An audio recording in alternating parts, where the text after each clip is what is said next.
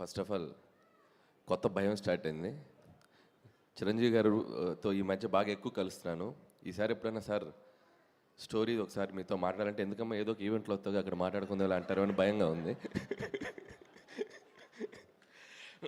So once again feeling very happy. ఆయన ఎన్నిసార్లు కలిసినా అదే ఎనర్జీ.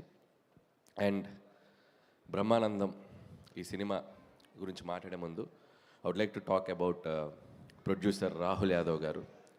సో ఆయన నేను ఒకటి రెండు సందర్భాలు ఇంతకుముందు కలిశాను. సో జనరల్గా వరుస సక్సెస్లు డైరెక్టర్కో హీరోకో వస్తే అందరూ హ్యాపీగా ఫీల్ అవుతున్నారు. బట్ ఆయన తీసిన 3 సినిమాలు 3 బ్లాక్ బస్టర్స్. సో మల్లిరావ కానీ, వివేకాత్రేయ కానీ అండ్ మసూదా కానీ. సో మంచి టేస్ట్ ఉన్న ప్రొడ్యూసరు. సో నిర్మాతలు అలా వరుస హిట్లు ఇస్తూ వెళ్తుంటే అది చాలా చాలా బాగుంటుంది. వాళ్ళు ఇంకా మంచి మంచి సినిమాలు తీస్తూ ఉంటారు. సో ఈ సినిమా కూడా ఆయన టేస్ట్కి తగ్గట్టే ఉంటుందని నేను నమ్ముతున్నాను. నేను first of all and I wish all the best Rahul గారు అండ్ టీమ్, అలాగే ఈ సినిమాకి పనిచేసిన మిగతా కాస్ట్ అండ్ క్రూ అందరికీ. అండ్ ముఖ్యంగా ఎంత ఎదిగినా అసలు ఎదగనట్టు మిమ్మల్ని కిషోర్ గారు ఎంత పెరిగినా ఎంత 6'2" ఉంటావా? ఎంత పెరిగినా అసలు పెరగనట్టు ఎక్కడే వెనకుండిపోతావు. సో అది ఇన్స్పైరింగ్గా ఉంటుంది కిషోర్ నిన్ను చూస్తే.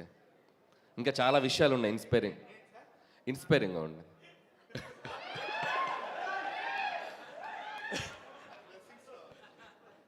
Bless you. ఇంకా వేరే ఇన్స్పిరేషన్స్ మన తర్వాత మాట్లాడుకుందాం. సో అలాగే రఘుబాబు గారు అండ్ రాజీవ్ గారు, హూ ఎవర్, బెన్నీ మన సుధాకర్ గారు అబ్బాయి, ఈ సినిమాలో పనిచేసిన అందరికీ, అలాగే యాక్ట్రెస్ ప్రియా, ఐశ్వర్య అండ్ దివిజ, వాళ్ళందరికీ కూడా నా బెస్ట్ విషెస్ చెప్తున్నాను. అండ్ సినిమాకి పనిచేసిన మ్యూజిక్ డైరెక్టర్, కెమెరామెన్ అండ్ ముఖ్యంగా director Nikhil, first picture, debut picture. So తనకు కూడా ఒక డైరెక్టర్గా ఇండస్ట్రీలో మంచి పేరు రావాలి, బాగా నిలబడాలని కోరుకుంటున్నాను.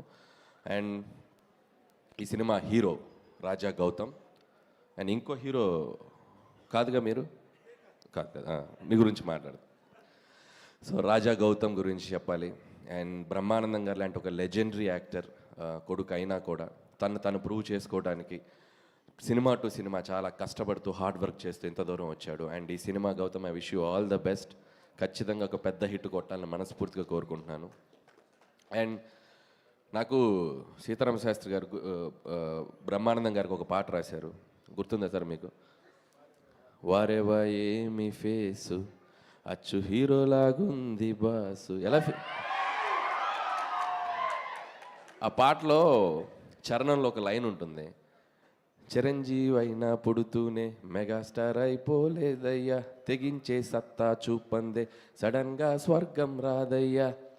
సో ఆ ఇన్స్పిరేషన్ అనేది నిజంగా రాజా గౌతంలో నాకు బాగా కనపడింది. సో డెఫినెట్గా ఈ సినిమా నిన్ను హీరోగా నిలబెట్టే సినిమా అవ్వాలి.